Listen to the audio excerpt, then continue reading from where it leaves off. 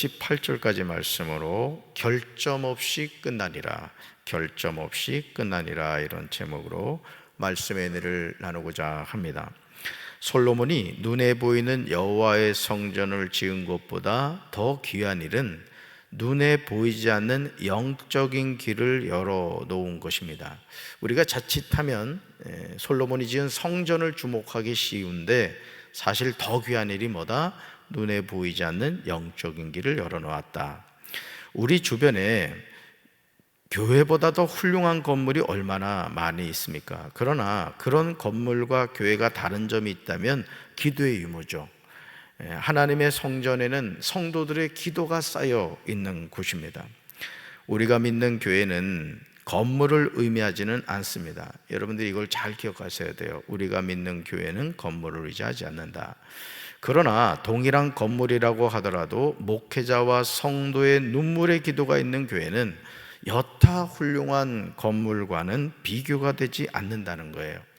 그래서 여러분들이 지금 앉은 자리, 거의 앉는 자리를 앉으시거든요. 그 자리가 여러분의 눈물로 늘 새로워지게 되기를 주님의 이름으로 축원합니다. 그러므로 교회를 핍박하는 나라와 개인은 하나님의 심판을 받게 됩니다. 하나님이 솔로몬에게 나타나셔서 하신 말씀이 무엇입니까? 내가 이미 내 기도를 듣고 이곳을 택하여 내게 제사는 성전을 삼았다, 이렇게 말씀하시죠. 하나님이 이미 솔로몬의 기도를, 여러분의 기도를, 저의 기도를 듣고 이곳을 택하여, 이곳이 어디예요? 기도하는 그 장소, 이곳을 택하여 내게 제사하는 성전을 삼았다. 하나님께 예배드리는 성전을 삼았다는 것이죠. 할렐루야. 다시 말해서 하나님께 예배드리는 거룩한 장소로 결정하셨다는 뜻이에요. 누가? 하나님이 결정하셨다는 거예요. 아멘이십니까? 즉 하나님이 임재하시는 장소라는 거예요. 저는 우리 교회 이 성전이 하나님이 임재하시는 거룩한 장소가 되기를 주님의 이름으로 축원합니다. 그러므로 여호와의 성전에서 기도할 때 하나님은 세 가지를 약속하세요. 세 가지. 첫째, 내가 하늘을 닫고 비를 내리지 아니할 때 이곳에서 하는 기도에 내가 눈을 들고 귀를 기울이겠다. 둘째, 메뚜기들에게 토산을 먹게 할 때 이곳에서 하는 기도에 내가 눈을 들고 귀를 기울이겠다. 셋째, 잘 들으세요. 전염병이 내 백성 가운데 유행할 때 이곳에서 하는 기도에 내가 눈을 들고 귀를 기울이겠다. 이렇게 약속하신 거예요. 이 약속은 지금도 유효한 것이죠. 돌이켜보면 코로나19에서 문재인 정부나 또 위정자들이 한국교회에 요청할 것은 예배를 폐하고 모이지를 말라는 그런 엉뚱한 소리를 하는 것이 아니라 오히려 한국교회 목회자들을, 교단을 대표하는 목사님들을 청와대로 불러서 목사님들, 이 위기는 하나님만이 해결할 수 있습니다. 사실 기도를 요청했어야 되는 거예요. 아멘. 근데 뭘 했어요? 모이지 말아라. 그냥 모이지 말아라. 예배를 폐하는 악한 행동을 했죠. 그러므로 한국교회가 어느 때보다도 하나님의 긍휼하심을 구하는 기도를 해야 할 때인 줄로 믿습니다. 그러나 우리가 하나님께 드리는 기도는 거쳐는 필수 코스가 있다는 거예요. 기도는 필수 코스가 있다. 바로 그것이 뭡니까? 같이 읽습니다. 내 이름으로 일컫는 내 백성이 그들의 악한 길에서 떠나 스스로 낮추고 기도하여 내 얼굴을 찾는 것, 이거라는 거예요. 코로나19가 그냥 주어진 것이 아니라는 거죠. 우리가 하나님을 믿는다면 전염병이라는 것은 하나님의 심판인 겁니다. 회개해야 되는 거예요. 돌이켜야 되는 거예요. 할렐루야. 참된 회개가 없는 기도는 응답이 없습니다. 그래서 여러분이 하나님 앞에 나와서 기도할 때 첫째 해야 될 것이 뭐냐? 주님, 저는 죄인입니다. 이게 주님, 저는 죄인입니다. 진정성 있는 회개 기도를 할 때 하나님 분명하게 약속하시죠. 같이 읽습니다. 내가 하늘에서 듣고 그들의 죄를 사하고 그들의 땅을 고치며 이제 이곳에서 하는 기도에 내가 눈을 들고 귀를 기울이겠다. 아멘. 뭐가 있은 후에? 회개한 후에. 회개한 후에 하나님이 이렇게 역사하시겠다는 거예요. 오늘 저와 여러분의 삶에 회복되어야 하는 기도인 줄로 믿습니다. 하나님은 솔로몬이 정성을 다하여 지은 성전을 택하고 거룩하게 하여 하나님의 이름을 성전에 영원히 있게 하였다고 하십니다. 내 눈과 마음이 항상 여기 있겠다고 약속하십니다. 그러니 솔로몬은 건물을 지은 것이 아니라 하나님의 마음을 산 거예요. 그래서 우리 한국교회가 막 일이 부흥하고 이럴 때, 또 하나님의 역사가 나타날 때, 여러분 우리 목회자들이나 사모하는 분들은 상기도를 했단 말이에요. 그래서 조용기 목사님 기도바이, 한경직 목사님 기도바이, 하여간 유명한 목사님들이 늘 기도했던 기도바이가 있었단 말이에요. 일부러 그 바위 찾아가가지고 나에게도 똑같은 은혜를 주십시오, 막 그렇게 부르짖어 기도했죠. 하나님의 마음에 합한 사람이 이 세상에서 두려워할 것이 무엇이겠습니까? 하나님이 함께 하시는 인생이 이 세상에서 무엇을 염려하겠어요? 여러분, 하나님이 여러분과 함께 하심을 믿습니까? 하나님이 나와 함께 하심을 믿으면 우리가 두려워할 일이 없죠. 하나님이 함께 하시면 우리는 땅이 변하든지 산이 흔들려 바다 가운데 빠지든지 전혀 걱정이 없습니다. 그래서 여러분, 그 타이타닉 영화를 기억하시죠? 그 타이타닉에서 그 악사들이 말이죠, 여러분 이제 목숨을 잃는 순간인데, 여러분 자기가 그 구명 보트를 탈라 그러지 세상에 그 보트 안 타려고 하는 사람이 어디 있겠어요? 근데 그 악장이 악단들한테 뭐라 그랬어요? 4주를 가까이 그 연주를 하자. 연주를 하면서 죽어갑니다. 네.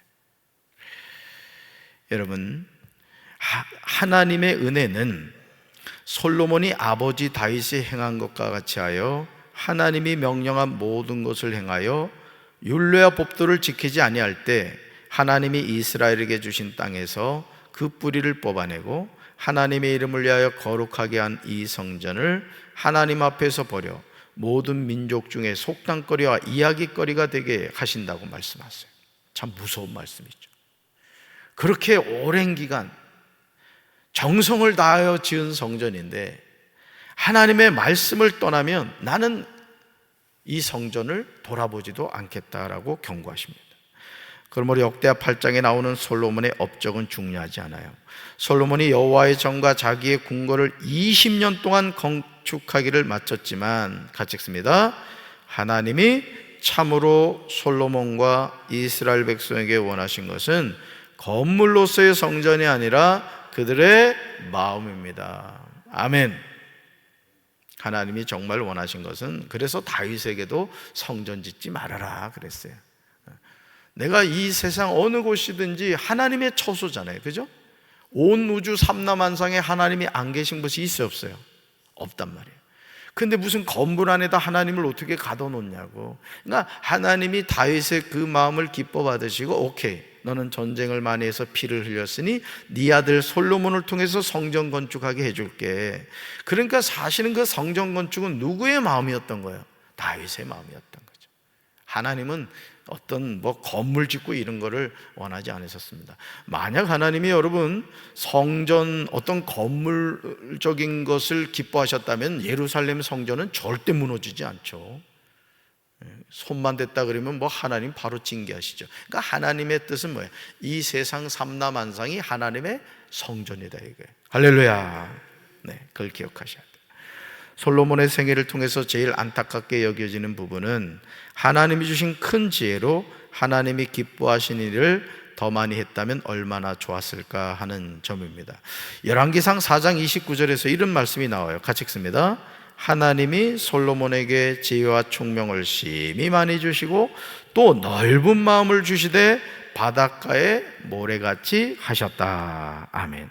또 솔로몬의 지혜가 동쪽 모든 사람의 지혜와 애굽의 모든 지혜보다 뛰어났다고 나옵니다. 비교할 수가 없었다는 것이죠. 그러니까 하나님이 주신 지혜를 선물로 받았으니, 여러분 인간이 아무리 지혜롭다고 하더라도 하나님이 주신 지혜를 대신할 수가 있겠습니까? 그래서 성경에 나오면 하나님께 쓰임받는 사람의 중요한 갖춰야 될 자격 요건이 있어요. 첫째 뭐예요? 성령이 충만해야 돼. 또 지혜가 충만해야 돼. 아멘. 여러분 성령 충만 누가 주십니까? 하나님이 주십니다. 지혜는 누가 주세요? 하나님이 주신 거예요. 그래서 하나님의 일은 절대 성령 충만해야 되고, 또 하나님 주신 지혜가 있어야 되는 거야. 그래서 이렇게 일을 할 때도 항상 하나님 저에게 지혜 주십시오, 이 일을 잘 감당할 수 있도록 해주십시오 기도하잖아요. 그 하나님 지혜를 주십니다. 제가 담임 목사가 되어서 이렇게 교회를 이끌어가면서 늘 살피거든요. 저는 늘 살핍니다. 어떻게 하면 좋을까, 이건 어떻게 하면 좋을까, 이렇게 살피면요 하나님이 지혜를 막 주셔. 그냥 그 건축업자가 저한테 배워간다니까. 그런 줄 알았으면 로얄티를 좀 받을 걸. 그러니까 여러분들이 하나님의 일을 할 때 겸손한 마음으로 하나님의 지혜를 구하면요 막 하나님이, 여러분도 깜짝 놀란다니까. 야, 내가 엄청 똑똑한가 봐, 이런 생각도 나. 똑똑하긴 뭘 똑똑해, 하나님이 주신 지혜인 거지. 할렐루야. 솔로몬이요 잠언 3000가지를 말하였고 그의 노래는 1005편이었습니다. 그러나 이 모든 것보다 하나님이 솔로몬에게 정말 원하신 것이 뭐냐, 따릅시다. 여호와를 경외하는 삶이었습니다. 하나님이 정말 솔로몬에게 원하는 것은, 아니 오늘 저와 여러분에게도 원하시는 게 뭐냐, 여호와를 경외하는 삶을 사는 거예요. 뭐 내가 무슨 감독회장이 되고 뭐 유명한 사람이 되고 이거 아닙니다. 이거 물론 그런 일도 하시는 분도 있어야 되죠. 근데 하나님이 정말 우리에게 오늘 이 하루도 원하시는 게 뭐냐, 여호와를 경외하며 살려는 거예요. 여러분, 여호와 경외하는 건 뭐예요? 하나님을 인정하라는 거예요. 아멘이십니까? 정말 안타깝게도요 솔로몬은 이것을 놓치고 말았고 결국 모든 것을 잃었습니다. 여러분 잘 들으세요. 우리가 무언가를 얻기는 쉽습니다만요 잃어버리는 것도 순간입니다. 사실은 한순간이 한순간. 솔로몬의 일생은 건축으로 시작해서 건축으로 마치는 것처럼 느껴집니다. 결국 그의 아들 르호보암은 아버지가 무리하게 강행하였던 건축의 여파로 여로보암을 따르는 무리들에 의해서 10지파로 나누어져서 북이스라엘로 분열되고 마는 것을 보게 됩니다. 역대하 8장을 여러분이 읽으시면서 주목하신 분들은 이 건축이라는 낱말이 계속 반복해서 나오는 것을 보게 돼요. 한번 찾아볼까요? 1절 보세요. 1절 한번 동그라미 쳐봐요. 1절에 나오죠? 또 2절에 나와요. 그죠? 4절에 나와요. 몇 번씩? 2번씩 나옵니다. 2번씩.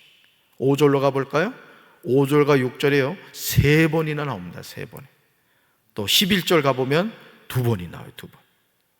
말 그대로 솔로몬이 다스리는 온 땅에 건축하고자 하는 것을 다 건축한 거예요. 건축광이었던 거예요. 솔로몬의 삶에서 우리가 눈여겨보아야 하는 점은요 역대하 8장 11절에 나오는 내용입니다. 우리 한번 같이 읽어볼까요? 솔로몬이 바로의 딸을 데리고 다윗성에서부터 그를 위하여 건축한 왕궁에 이르렀다. 아멘. 그 다음에 찍으세요. 바로의 딸. 그 다음에 찍으세요. 하나님이 이방인과 결혼하는 거 허용하셨어요? 안 하셨어요? 허용 안 하셨어요. 근데 누굴 데려왔다고요? 바로의 딸이에요. 여러분, 바로의 딸, 성경의 바로라는 거, 바벨론 왕이라는 것은요 마귀를 상징합니다. 영적인 간음을 하고 있는 거예요. 지금 여러분, 삼손 같은 경우도 들릴라 좋아하다가 결국 머리 깎이고 하나님의 영이 떠나버렸다고요. 솔로몬은 이방 여인들과 정치적인 안정을 위하여 정략 결혼을 한 거예요.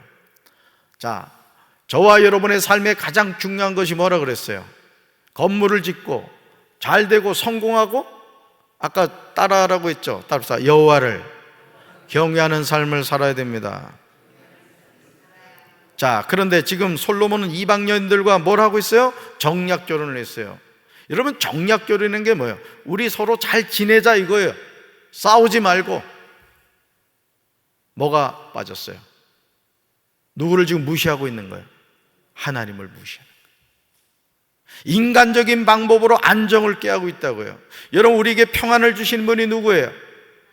시퍼렇게 살아계신 하나님인 줄로 믿습니다.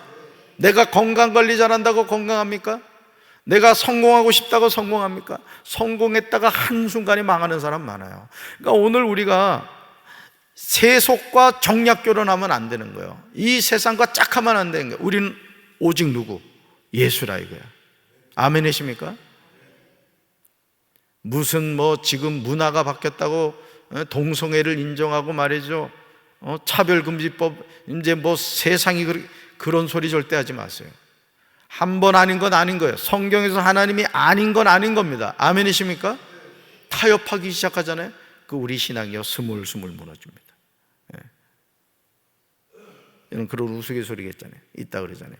어디 이렇게 먼 거리를 가는데 낙타가 주인한테 그러잖아요. 주인님, 제가 너무 추워서 그랬는데 머리만 좀 텐트 안에 넣게 해주십시오. 그 주인이 불쌍해가지고 그래, 그럼 그렇게 해라.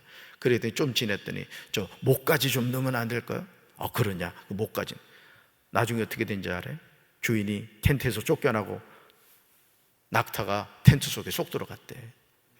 오늘 우리 삶에 이런 일들이 너무 많습니다. 그러니까 여러분 신앙생활은 똑부러지게 해야 됩니다. 아멘이십니까? 하나님을 경외하는 삶을 살아야 돼. 결국 이런 행동으로 말미암아 솔로몬은요 하나님이 명령하신 율례와 법규를 지키지 않고 이방신을 섬기게 된 겁니다. 그러니까 여러분 광야 40년 동안 하나님이 이스라엘 백성들에게 계속 강조한 것이 뭔지 아십니까? 바로 이거예요. 자, 읽어봅시다. 셋계열은 가인계열과 섞이면 안 됩니다. 정복해야 됩니다. 아멘. 우리는 이 세상의 문화와 짝하는 게 아니에요. 이 세상의 문화에 굴복해서도 안 돼요. 이 세상을 그리스도의 문화로 변화시켜 가야 되는 거예요. 아멘이십니까? 그래서 우리 아이들의 의식 속에 이 세상을 향하여 이 세상은 하나님의 말씀으로 변화시켜야 되는구나. 그래서 그 김중곤 목사님이 그지? CCC 하면서 그리스도의 어떤 바람을 일으켰단 말이에요. CCC가 그렇게 된 겁니다. 그 김중곤 목사님이 그 CCC 출신들 가운데 훌륭한 목회자가 많이 나왔어요. 오늘 저와 여러분도 마찬가지예요.